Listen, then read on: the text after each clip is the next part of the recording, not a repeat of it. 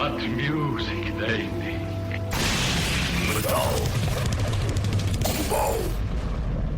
Sejam bem-vindos a mais um podcast de Metal Global. Hoje a conversa é com os Xandria para contarem tudo sobre a novidade Eclipse. Antes da conversa com o principal compositor dos Xandria, não quero mais lembrar que tem a versão rádio exclusiva na RTP Play.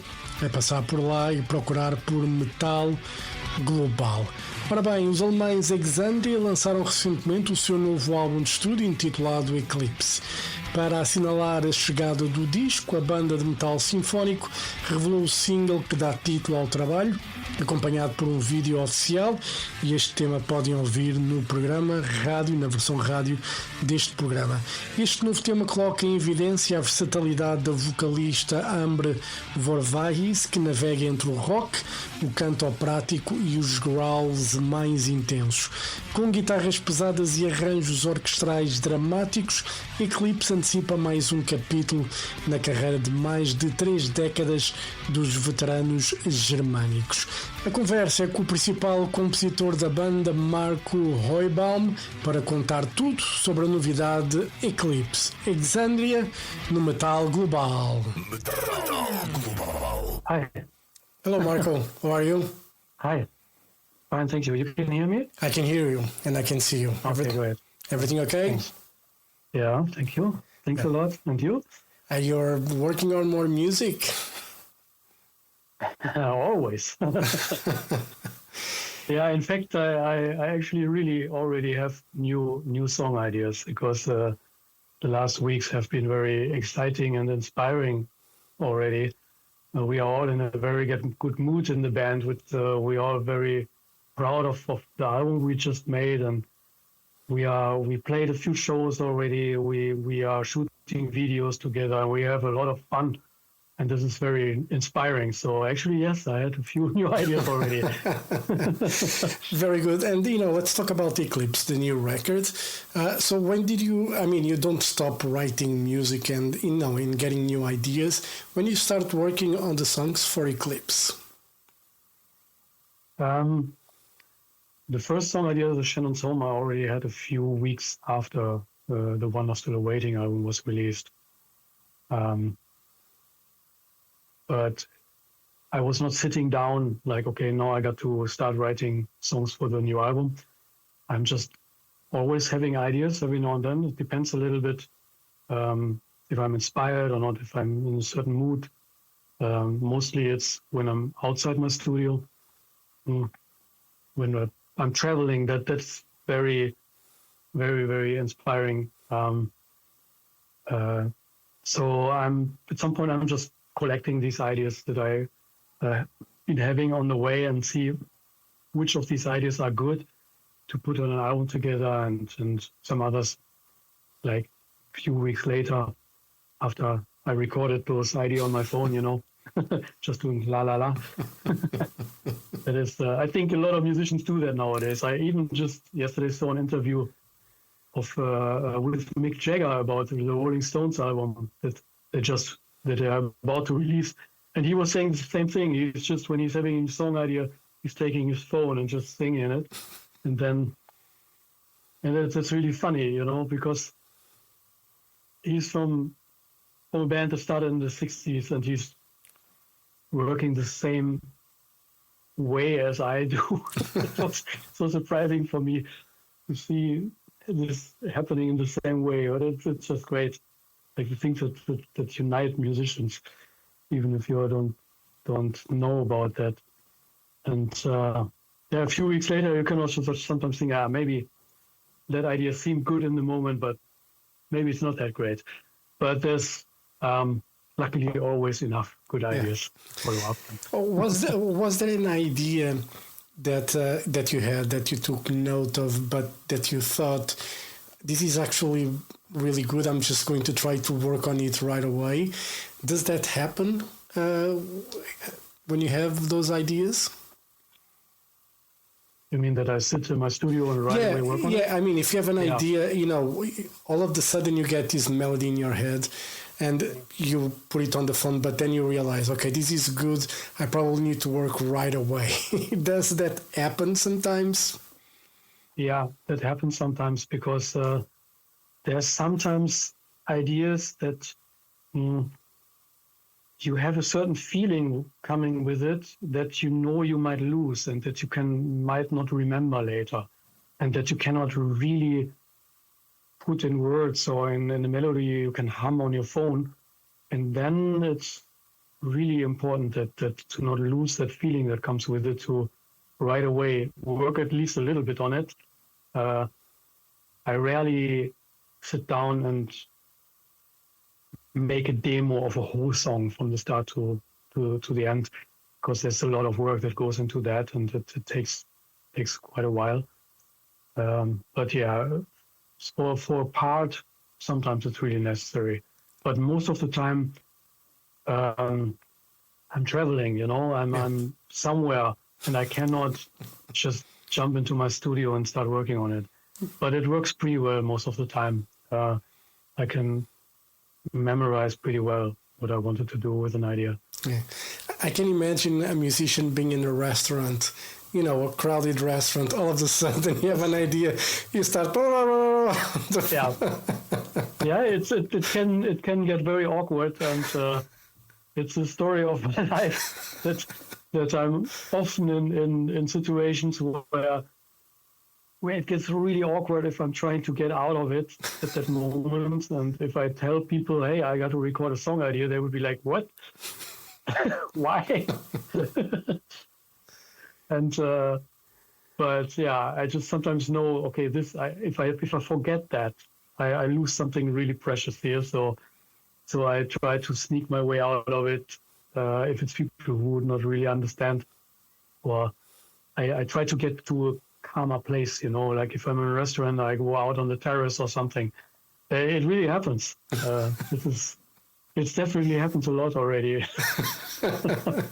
And people might think, oh, this guy is weird. You probably should ditch him or something. Definitely. Yeah. There's probably a lot of people already thinking I'm weird. And we were speaking about song ideas because on this record, the song North Star, actually the melody came up when you were having a dream. I remember when I used to play guitar to have dreams, and one night I had a dream that Randy Rhoads was teaching me how to do a vibrato, and the idea was so vivid that I got up and I tried it and it didn't work. And I was like, no, the guy showed up in my dream just to show me how to play a vibrato properly, and now I cannot play it. But, going back to North Star, does normally you have dreams when you come up with melodies and song ideas that are so vivid that you actually remember and can put that into a computer and write the song? It's very rare that this happens. That's why that moment was so special for me. It rarely happens that I wake up and have had music in my mind when I was dreaming. And most of the time when that happens, you wake up and think nah, it was nice in the dream. Same the experience that you had. But now that I think of it, it's actually either it's a melody I already wrote or someone else wrote, and I cannot use that, or it's not good. But this time, when I had the idea for North Star, I was waking up and I was thinking, okay, I still have this melody in mind. Okay, let's see if it's like always. Let's see, maybe it's just crap as always. And then I was thinking of it. No, actually, it's beautiful. So it was in the middle of the night. I was tired as hell. I just wanted to sleep actually, but I was pushing myself out of the bed because you got to keep that idea. That's going to be nice. And it was. I think it was worth it. Yeah. So after you got up and pushed for the melody to write it, you eventually went back to bed or something. How long did it take after that to complete that song? I remember it was in a time when I did not have much time to sit down and work extensively on song ideas. So I archived it on my phone. I was, when I was waking up, I was just, I was recording it on my phone. I didn't go to the studio because I was very tired. So I slept, but on the next day, of course, I was listening to it, and oh, that's still nice. I will do something with that as soon as I have the time. And then when I had the time, I was just laying out the melody, and it was very easy. That's always a good sign, or it's often a good sign when you sit down, work on the melody, play it on the keyboard, on the computer, you try to make a little demo, and it works so smooth and everything fits together quite well. You know you are onto something there. That's always a good thing. It can also happen that things that are like really, really hard work become something really great. It's not always the easy, simple ideas that work, and even North Star is not an easy, simple song because it has several changes in key. It has changes in meter. Even these are things that don't happen in a standard pop song usually, and I found that very interesting because I noticed that some of the key changes that I'm doing in that song, like going from that, I think it's I don't know, it's maybe an E in the end of the song, and then it goes from the major in the chorus into the same key in the minor, and it gives that last note of the vocals after the last chorus such a nice twist. And in that moment, I felt this was never happening before in any Xandria song. And that's all because of something that I was dreaming while I was sleeping. And this is really interesting what the brain is doing. I had this a few times on this new album that I had moments when I was thinking, "Ooh, you have never done this before. This is interesting." And these are usually the moments I'm catching fire, and I'm like, "Okay, this is great. Let's do that." When it's ideas that are very similar to what I already did, I'm most of the times not that excited about it because I already did it. It's a bit. You can do very similar songs than you did. Sometimes it's fun even because you can do like a part 2 of a song and then you can even connect them lyrically. I did that a little bit with the title song of the new album. It has a strong reference in the lyrics and in the music to the song we did in the past. But that will be for fans it'll be for fans to try and see what the song connects to. Let's see. Let's see what if people notice it.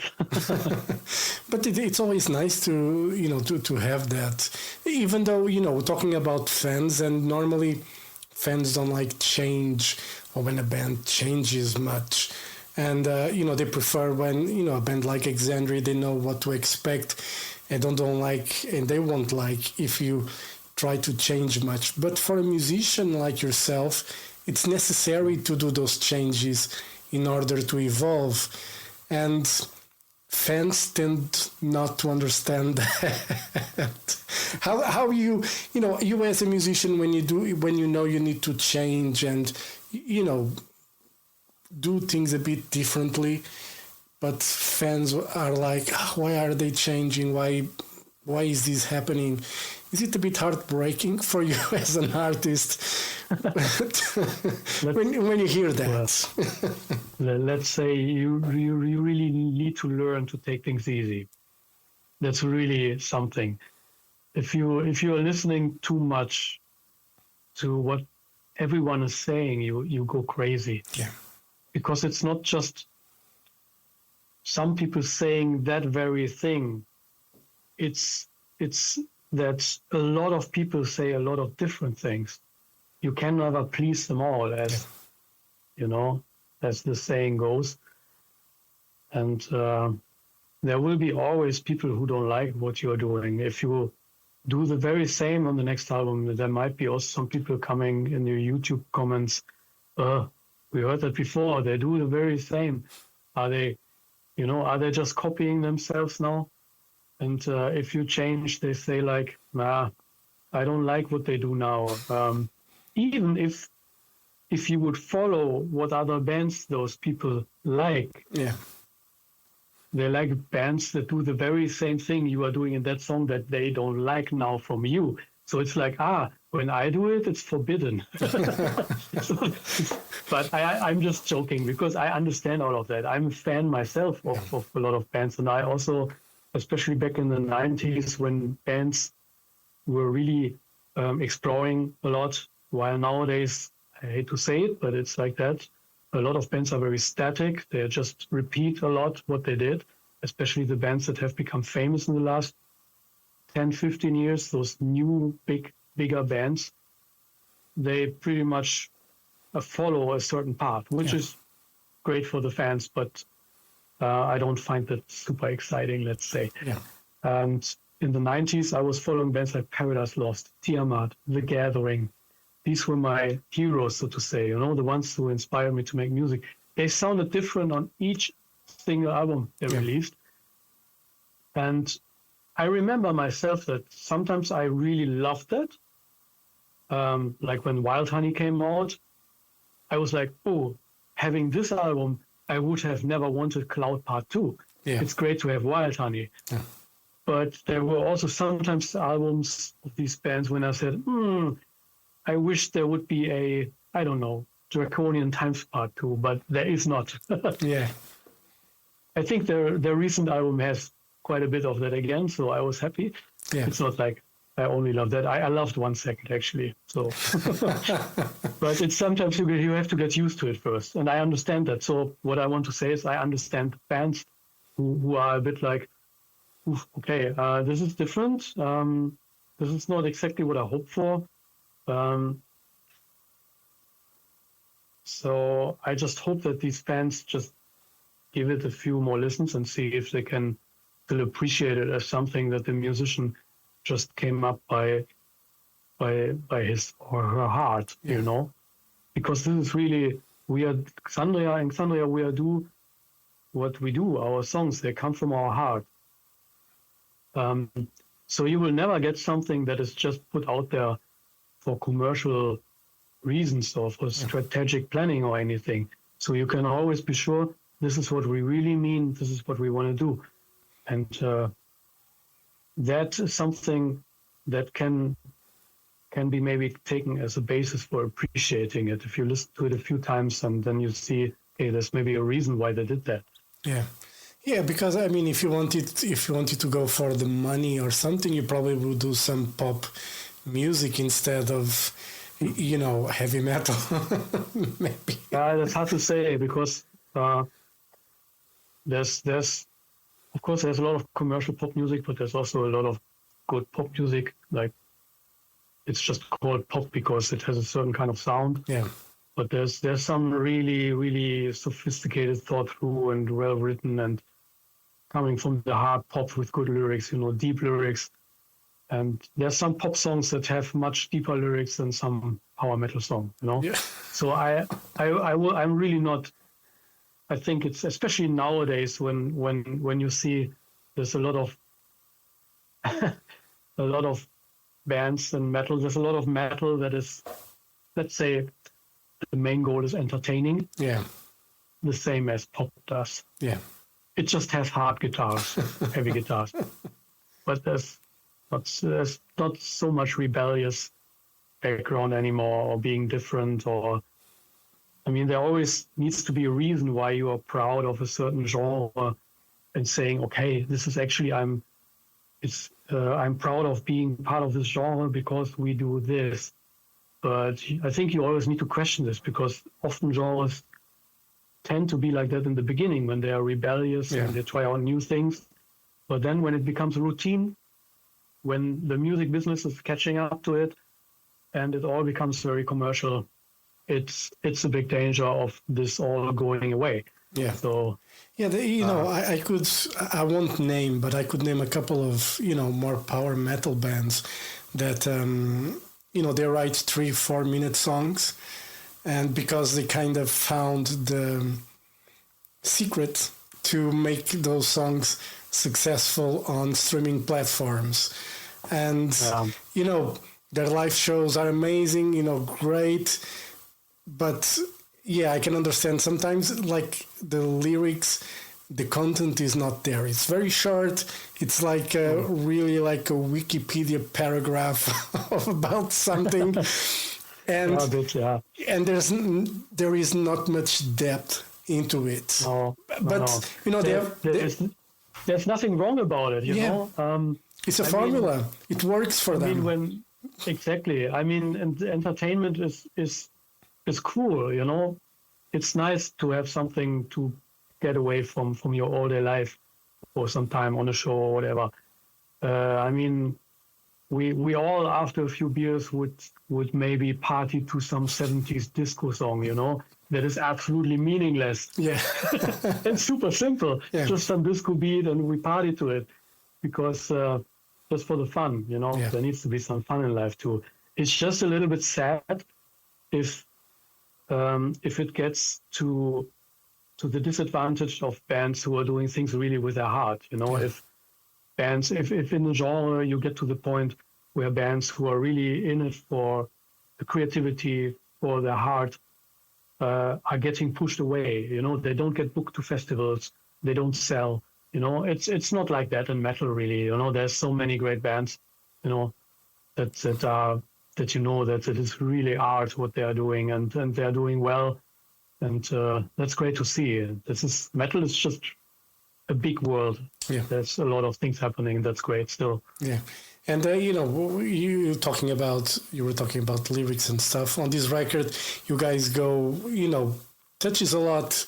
The lyrics touch a lot of what's happening right now. It's kind of hard, you know, not to write about, to not be influenced by what's happening in the world at the moment. I mean, you could surely write about Dungeons and Dragons, you know, come up with some fantasy story, but, you know, reality becomes more real and more inspirational in a way, right? Yeah.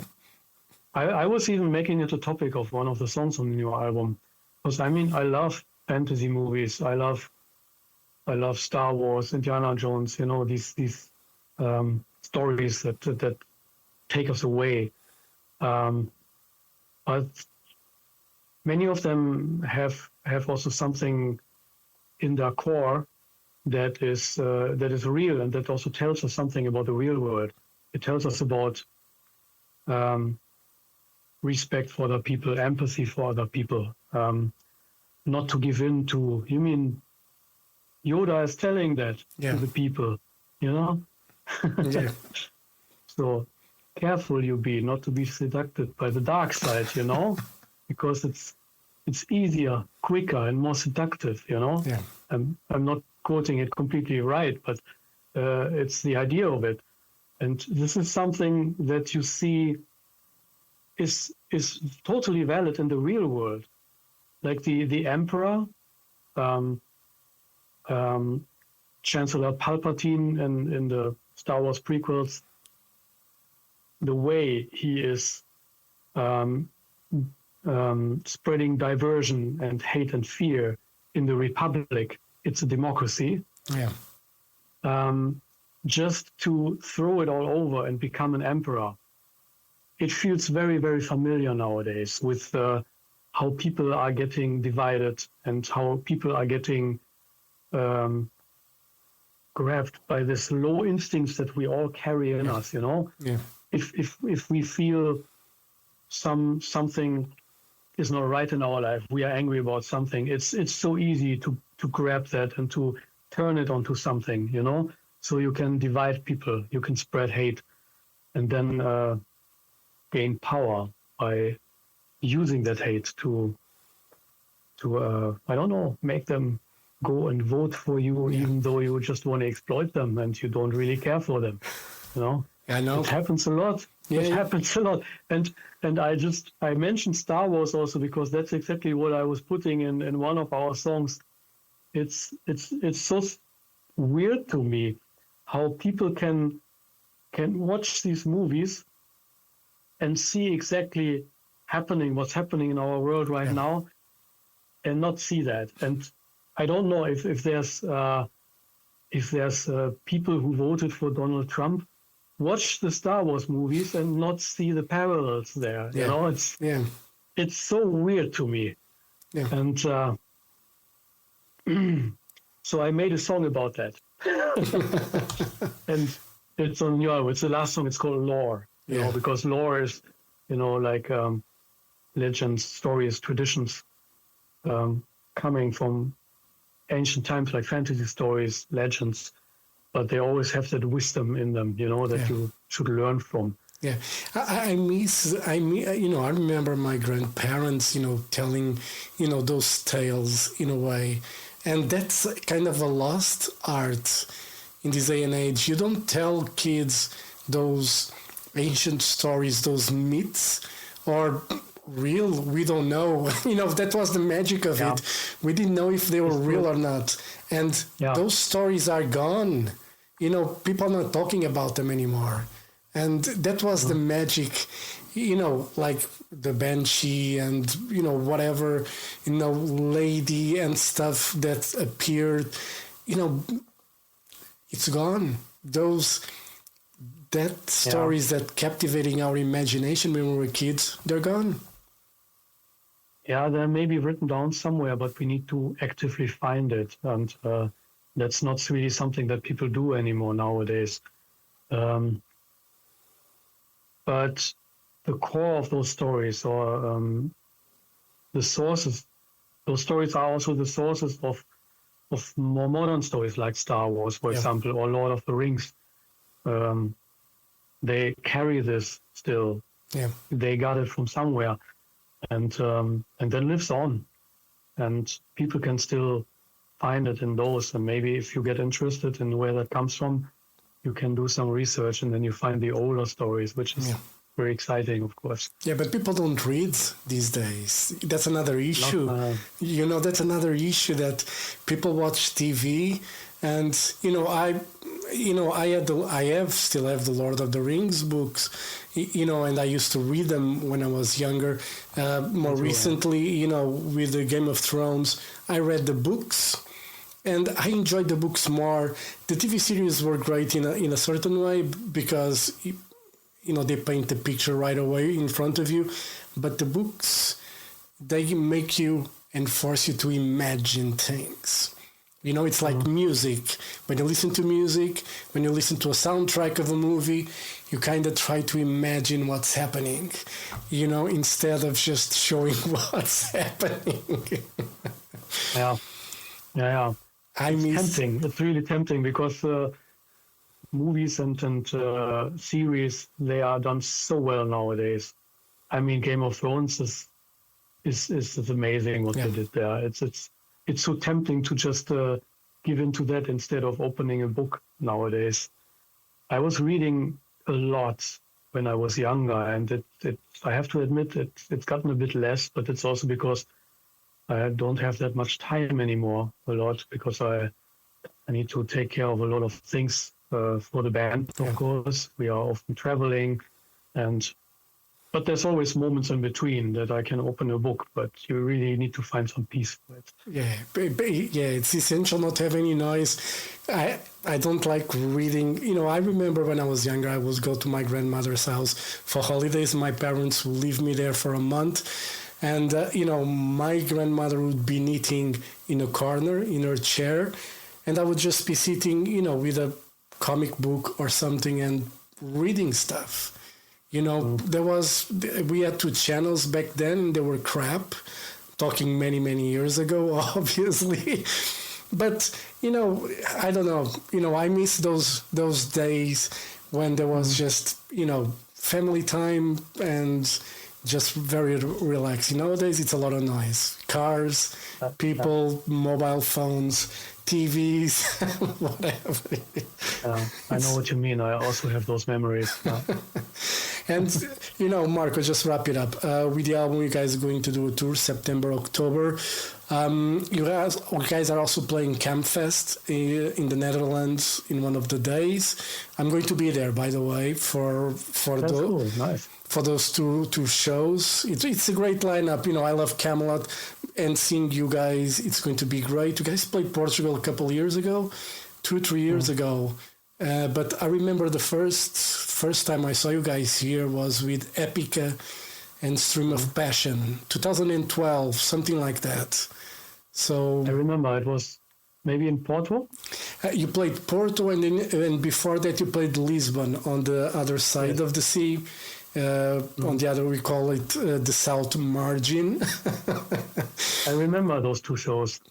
Yeah, I remember. It was beautiful. It was a very summery weather, and we would go to the waterline, and especially in Porto, it was nice because the venue was just 100 meters from that. I don't know if it's a river where the bridge is crossing. Yeah, it's the river. It's so beautiful. Yeah. I think it was the old art club back then. That was the wood, the stone one, that you could see the river from inside the venue. They had big windows. That venue is gone. It was a marvelous venue. Every band that played there, you could be on stage and then look to the side, big windows, and you could see the river and the other side of it. It was, amazing. But after this, just wrap it up. After this tour, you guys plan next year to do more shows, festivals. What's the plan? Yeah, there's some countries or also some cities that we are not going on this tour this year, and we are definitely already having in mind to come to these cities later on, like probably in the next year. There will be maybe a shorter tour to just visit those places too. I would really hope to come to Portugal again because I loved it always.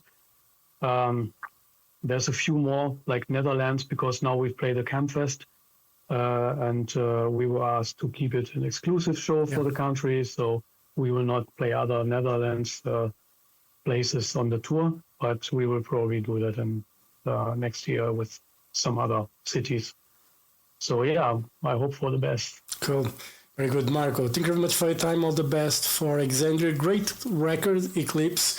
I think fans are going to love it. Even those slight new nuances that you guys put, like on the song Eclipse, for instance, I think fans are going to love it if they are open-minded enough.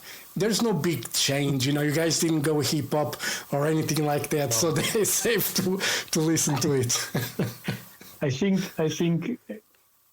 I would say so, at least, that practically everything that was always the core of Xandria you can find it on the new album also.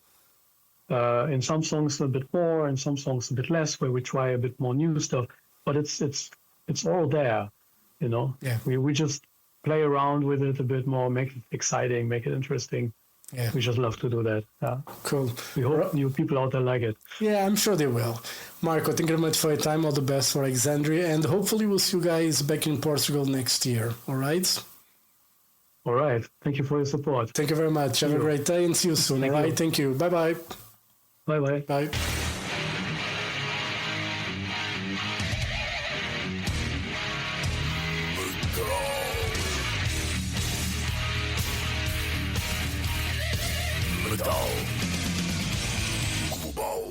Metal Global foi a conversa com o Xandria, e neste caso com Marco Roybaum, principal compositor. Ele é guitarrista, baixista e basicamente compõe tudo nos Xandria, para contar tudo sobre a novidade Eclipse. O novo disco da banda alemã já está nas lojas. E assim chega ao final deste programa. Dúvidas ou sugestões? Enviar e-mail jorge.botas@rtp.pt. Visite o site metalglobal.pt e siga-me no Twitter e Instagram @mountainking. Façam like na página do Facebook do Metal Global e, claro, se estão a ouvir esta versão em Apple Podcasts, Spotify ou YouTube Music, subscrevam para não perder nenhum episódio. Eu volto no próximo programa. Um forte abraço. Children of the night, you will live through the centuries to come, as I have lived. Good night. Good night.